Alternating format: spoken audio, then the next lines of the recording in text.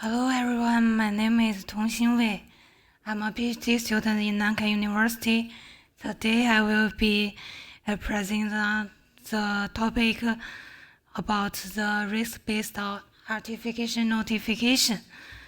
And risk-based artificial notification is an approach designed to enhance account security on websites without requiring users to enable two-factor authentication. Additional risk-based authentication is targeted only when the system detects a risk. So the risk-based authentication is turned off the security and usability, which is more useful than the two-factor authentication, but the security is more than the password-only authentication. And by dynamically adjusting the authentication strengths based on user behaviors and risk levels, RBA enhances security while maintaining good usability. And previous work has revealed some interesting findings. Just like the RBA offers higher security and greater usability compared with the password-only and two-factor authentication. And therefore, we want to focus more on the RBA, how protect the user account security.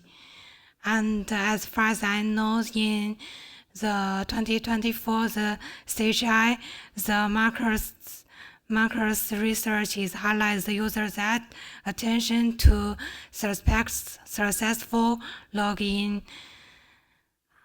their account. And so we aim to explore how users react to RBA notification targeted by others. And we studied three types of suspects access as a target to RBA notification. First is a correct password targets the RBA when we log into an unfamiliar device and the system will send us a message. And the second is when we enter the incorrect password and the system will send the wrong warning wrong. And the third is we clean the forget password, and then the other third-party applications will send out some additional verification. So to explore the design and response of RBA notification, we conduct a test on websites, rank the top 5,000 by Triangle as of December 2023, and we attempt 251 websites using accepted using correct and incorrect password and the reset password operation across the various device and IP address. And then we summarize the replicate content, allow also three types of RBA notification to provide more materials for our user study. So we request 258 US participants from prolific online study to collect it on their feelings, understandings, and behaviors about those notifications. And additionally, we conduct semesteric interviews with 15 offline Chinese participants to gather insights into their perceptions and expectations about the RBA design. And we aim to answer the following key questions about users' feelings and their understandings and their perceptions and expectations. And first, we asked the users if they have a Google account when collecting users' information. We exclude the volunteers who don't have a Google account. Then we send them about the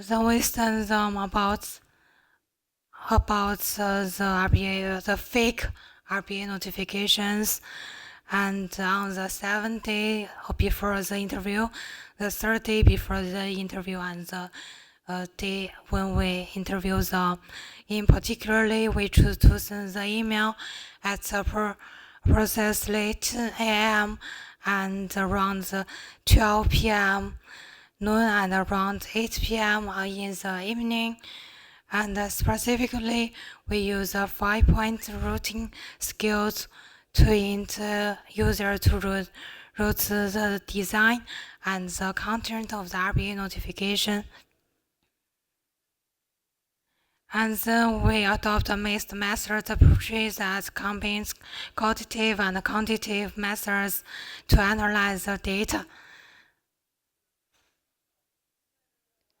And we find that most of the participants who feel suspense and anxious and nervous when they receive the RBA notifications.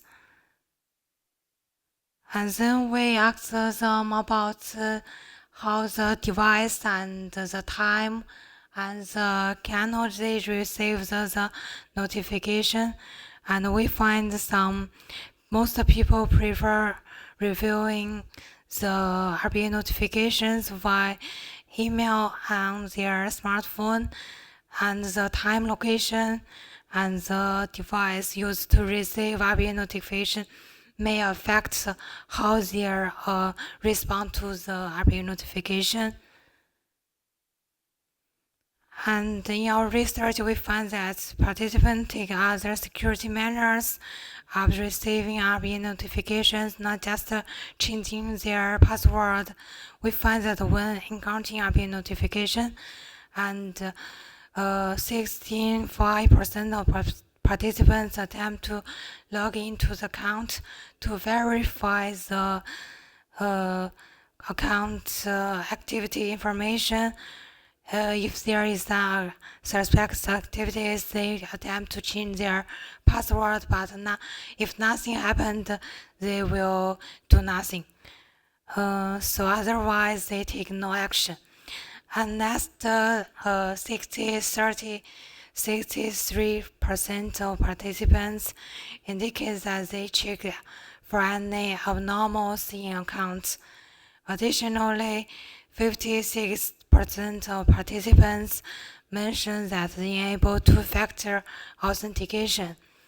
It may raise the exception of the two-factor authentication.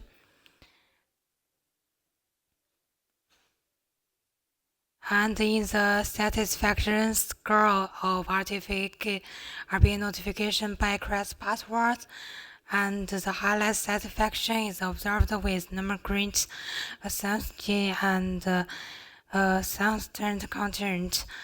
In our interview, that most people prefer the detailed logo information and professional layouts. And professional layouts because they want to distinguish the email is not a phishing email.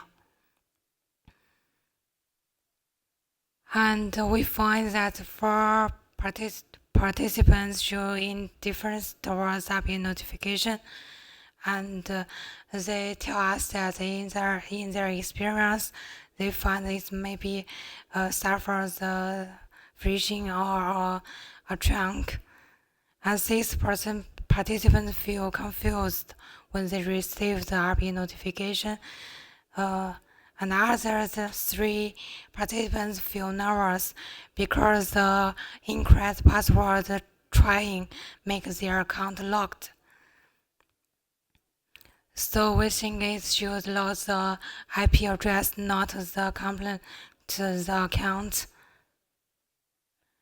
And in our research, participants believe that RBA notification may suffer from unauthentic access and phishing, and they often ignore the alerts due to suspects or potential attacks. And more than one-third of participants emphasize the importance of email clearly and establish their identity, as most participants prefer review RPA notifications via email rather than the message. And the time, location, and device user receive RPA notification may affect how users respond. Thank you very much for listening. Please feel free to provide any feedback or correction. Thank you. That's all. Thank you. Do we have any questions? So one of your last observations was that the device also matters in how users react. You said time, location, and device. Yes. So how many devices did you evaluate on? We use two devices, the PC and the smartphone. And we, in the prior study, we just target to the RPA by the unfamiliar smartphone or the IP address. And the device is about five researchers who is try to target the RPA. And was there a clear preference which device the users prefer? We prefer the computer. Okay. Yeah. Interesting. So I would have guessed the smartphone, but... Yeah, but sorry. They like to receive the RPA notification by smartphone and via email. Yeah. Okay. Yeah. Okay. All right. Great. Thank you. Please join me in thanking the speaker once again.